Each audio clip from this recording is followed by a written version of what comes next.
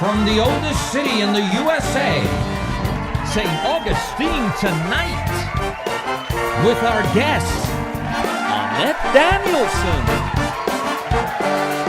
Chris Bador, and musical guest, Billy Buchanan. And your host, Jorge Rivera.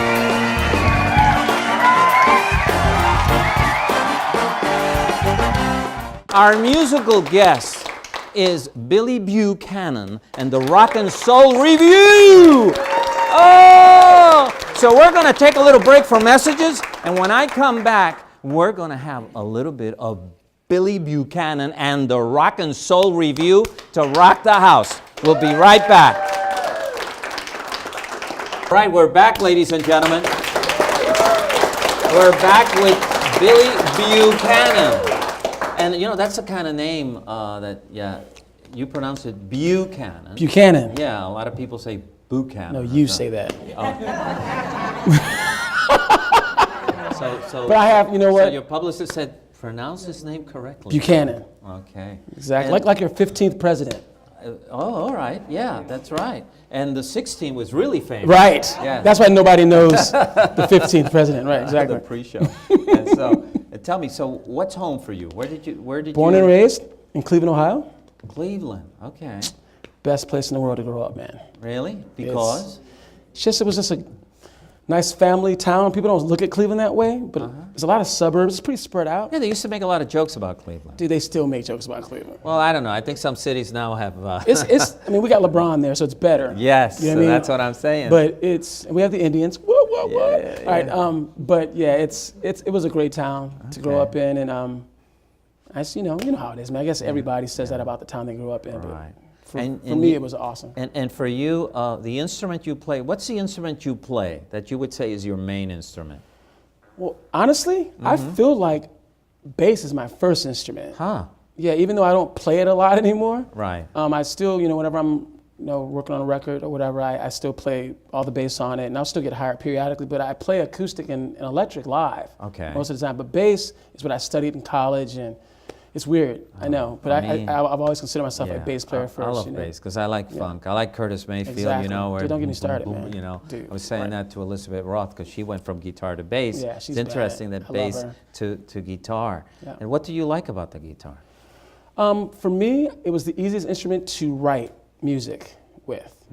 I wasn't a piano. I hear that a lot. Yeah, I wasn't a piano. I can play piano enough to get myself in trouble. My mom's a piano player. Okay. So, but guitar for me was always easy to be able to play chords and write my melodies and all that. So I gravitated toward it, Was there music at home? Oh gosh, yeah. Yeah? Yeah. My mom, all my uncles and my granddad, and it was always there. Well, the guitar you use has a little history. There's a great story. That guitar right there. Yes. You'll see it when he plays. Yeah, that's an early 70s Univox guitar. Don't touch it now. Be careful. What are you doing? Wow, man. I'm not going to play it. No. Show it to the audience. There you go, people. There you go. All right, put it back. Be careful. Yes, I will. Costs a lot of money. Okay, here I am. You look rich, though, so you might be able to pay for it. What's the what's the history? Story? Yes, behind that guitar. Yeah, that guitar belonged to my great uncle. So that's my granddad's little brother, my Uncle Lonnie. He died in the mid 70s, but he used to play guitar for Sam Cooke and Lloyd Price and a bunch of rock and roll Hall of Famers, literally. Yeah. And he was a great guitar player, but he died early. He died in his early 40s. He got, he lived in New York and just got in that whole scene in the 70s and all that. But my second cousin, his son, hit me up about 3 or 4 years ago, and he said, "Man, I've got all my dad's stuff." He said, "I see you on Facebook. You play, and you really doing it and the whole deal." And he's like, "I don't know how to play these instruments, man." He said, "If you can get up to Cleveland, I'll give you one of his guitars." And I said, "Well, send me a picture." I thought he was kidding around, And he sends me the picture of that. I said, "Dude." So it's funny, I called another one of my cousins who is actually on my dad's side of the family, who was actually coming down to Atlanta for some reason. And I said, "Hey, man, I'll meet you in Atlanta if you will go and get this guitar from my cousin on my mom's side of the family, you go get this guitar and bring it down to me. So I met him in Atlanta and he gave it to me and I've been playing it ever since. It's a bad guitar, man. Yeah. Wow. And even though I can't really play it that well, I look good with it. Oh, yeah. You know what I mean? I look real good with it, you know? Musician it looks amazing modesty, in a photo shoot, too. Musician modesty. Oh, I can't really play. I can't really play. So here's, how long have you been in this area here of St. Augustine? I moved here in 2007, so 10 years. Oh, wow. And you live in St. Augustine? Oh, yeah. And you have a family? Oh, yeah. Yeah? How many children? 3. Oh, wow. 3 kids. My oldest just got married, actually. Oh, my Like Lord. 3 weeks ago, I know. There's a logical... Black don't crack, people. Yeah, there's a logical question for that, but we're not going to go into age. It was so funny. Woody Allen used to say that they found my wife's foot at the Natural Museum of History in New York, and they were able to build a whole dinosaur from that tree. Wow. He was divorced by then. Yeah, exactly. But it's funny. But oh wow, so pretty soon you could be a granddad. Dude. Well, you know, just you'll love it. You're getting way too real for me right now, man. So what is your opinion of the music scene here in St. Augustine? You know, when I moved here, I lived in Nashville for about almost 9 years. I was signed to EMI there, and I was with another band and did that whole deal. I've toured all over the world and played with tons of people and was living the dream. I mean, literally doing everything that I had set out to do, you know? Okay. And when I moved here, I had been on the road about 300 dates a year for about 8 years. Wow. Family was falling apart. I was going to say, it was rough. It was really, really tough. And so I moved here to kind of get my balance again a little bit and just trying to figure it out again and say, okay, well, there's got to be a better way than this, you know? Right. I still wanted to play music, of course, but I wanted to figure out another way to do it. So I moved here. I actually took a job at a church. Actually, that's where I first met Annette. Is she still here? Here she is. That's actually where I first met her. Took a job at a church here in town and was the music director there for a while. So I was able to still do music, right? But I didn't have to be on the road all the time, right? And I was still touring a little bit, but it was nothing like what I had been doing, okay? But then I realized there was such a scene here. I didn't know. I had no idea. Really? So I had no idea. So I started going to hang out at some of the venues and stuff. And the first venue here in town to hire me was the Milltop. Okay. Yeah, and I walked in there, and Don, I don't know if you know Don, but he's the older guy. I think they're about to open back up. I was just talking to my bass player. Yeah, they're redoing that whole building. And Don's still there, I think. But I walked in there and I had little dreads at the time and all this, and he's like, "Oh, this little black guy coming in here," you know. And I said, "Hey, man," I said, "Can I just play a song?" And so I played a Bill Withers tune. I played "Ain't No Sunshine." I just picked with an acoustic guitar and I played it for him. Sunshine. And he hired me. Go ahead, man. Do it. I love that song. I love that song. It is arguably the best song ever written. You think? Arguably the best song ever written, man. All right. You know what was his first hit? How do you come out of the gate with that? I know. What was his second? I'm trying to think. He's had, you know, that "Lean on Me." Lean Those on two Me. songs alone, he could have retired. Oh, we would hear that on the radio. Don't get me started. Over and over. He's one of my cats, man. Wow. Yeah. So here's the. I could quite possibly have his baby. Okay, since we're on that, but since we're on that, who do you think influenced you when you were getting into music? There's tons of guys, man. Let me finish my story about St. Augustine real fast. Okay. All right. You're one of those guys. You're kind of like an ADD guy like me, right? You just kind of pretty bird. Go where it takes you. Go where it takes you. So I played that song for him. He was like, "Wow!" And he's like, He booked me immediately. I hadn't played anywhere here in town, so that's kind of where it started for me. Then I started playing.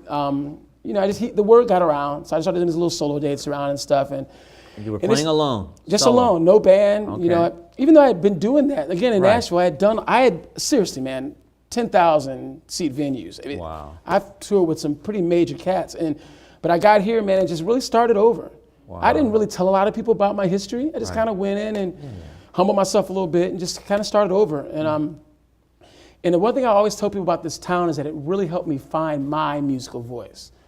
Oh, no doubt. Now we can get back to what you were asking a second. I really feel like, because in Nashville I was doing what everybody else wanted me to do, and I was playing everybody else's music or playing behind other people, whatever. But I really feel like when I got here, I said, okay, what is the music you love? Okay. What are you good at? Right. what do people love to hear from you? Okay. You know, so when I first started playing the scene here, I was playing everything. I mean, anything that was on the radio, I'd play it. But I started kind of narrowing it down. I was like, you know what? That Keith Urban song is cool, but it's not really my bag. You know what I mean? Yeah. Let's just take that out of the repertoire. And I really started getting down to my cats, the Otis Reddings and the Sam Cookes and the Wilson Pickett's. That's such and a all great the, era. Oh, that's the, whenever I would do those tunes, I'd drop in the dock of the bay. Everybody was paying attention, you know. It's like, okay, there's something to this, you know. And then started thinking about it. The reason that is because that's the music that was in my house. My mom and my dad, my grandparents, all they played was all that 50s and 60s soul stuff and early rock stuff. So now it's the best stuff, man. What'd you say? Keep them coming. You know what I'm saying? Yeah. Even doo-wop, I remember. All that stuff, man. The Drifters, the Platters, yes. all that music, man. Only you. This guy. That is awesome. You want to sing, don't you, man? No. You want to sing, don't you? Come on, dude. You one of those guys. Come on, man. I'm Go ahead. ancient. No, but so. So that's the music that was in my household. Right. But you know, I'm a child of the '80s. You know, so Prince was my guy. I was going to ask you about that. He's the guy. He's the reason why I picked up the guitar. Literally the reason. I remember seeing the video for Little Roy Corvette, and I said, "Holy cow! I don't know what it is that dude's doing, but I want that." You know, I had already been singing and stuff, but guitar. He's the reason I picked up the guitar. Wow. And Purple Rain was the first song I ever learned how to play on the guitar. And to this day, I still play it at the end of my shows and stuff. To me, he was his own genre of music. Ridiculous, man. He was a reincarnation of Little Richard. Everybody. In a way. But that's funny you say that. My mom said this to me when I was a kid. She goes, "Boy, he ain't nothing but Little Richard and Jimi Hendrix and Sly Stone and James Brown put together." That's what she said to me. And she was right on point, right? And I was like, "Oh, you don't know what you're talking about, Mom." But she was right on the money. Yeah. Now you're older and you say, "Yeah, she was right on the money." Yeah. Wow. No doubt. Yeah. So what do you see the future for you in music? Well, you know, I kind of consider myself these days the ambassador of rock and soul. That's what I consider myself. I feel like my calling is to keep this music alive because I don't see a lot of black guys. I'm gonna be honest with you. I don't see a lot of young black men who really understand that the Bruno Marses and the Kendrick Lamars wouldn't exist without the Little Richards and the Ray Charleses and the Chuck Berrys. Those cats started all of this, man. So I really feel like that's what I love to do. I love that music. So now, man, I surround myself with it. I play it. I talk about it. All my original stuff is very influenced by it. But that's what Mick Jagger said. He said, "We just took your black music that you were having this issue about. Yeah. We took it. Oh, in England? And Right. sold it right and back to you. It's so true. It's ridiculous. And you go, that's literally what happened. The Rolling Stones got started. That's true. so interesting. But you know what? When those cats broke, though, the Muddy Waters of the world and all those artists, their popularity started getting big again because all these British artists appreciated them. Whereas in America, we had forgotten about them. Look you know, at jazz. Yeah, Jazz made it huge on the other side of the water. And here it's hard to find a good jazz venue. That's right. It's so interesting. Yeah, man. And so when Prince died, that was the worst day ever for me. I remember I was in a meeting with my manager at the time, and literally my phone blew up. Literally. Wow.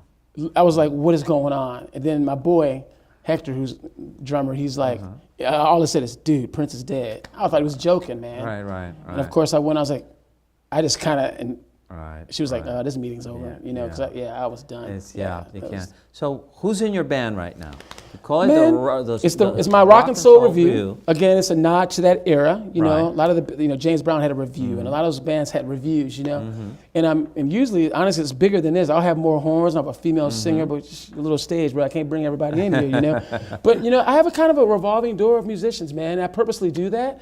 I try to keep some great caliber musicians around me, and and because they're so good, they're busy. Yeah. You know what I'm saying? If you're good, you're playing everywhere. I expect that, you know, so I try to keep 3 or 4 bass players in my back pocket, or 3 or 4 drummers, and I call on the best guys, man, you know, and I make them learn my music. Okay. And if they mess up, they get fined $50, like James Brown.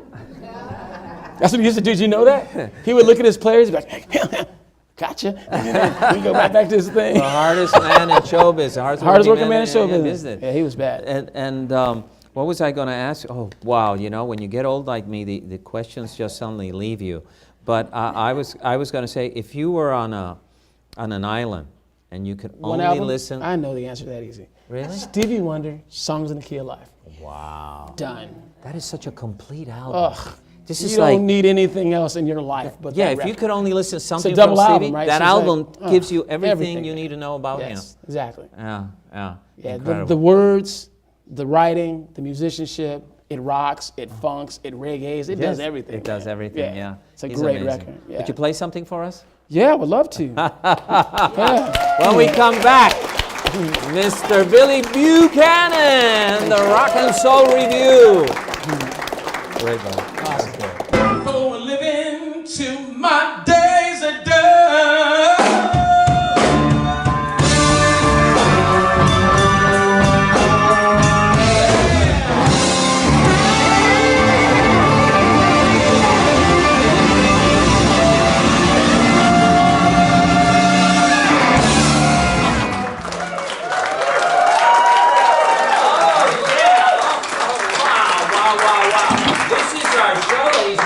For tonight. Thank you once again. Lots of thanks to our guests and to Billy. It was just awesome. Thank you very much. See you next week. Thanks,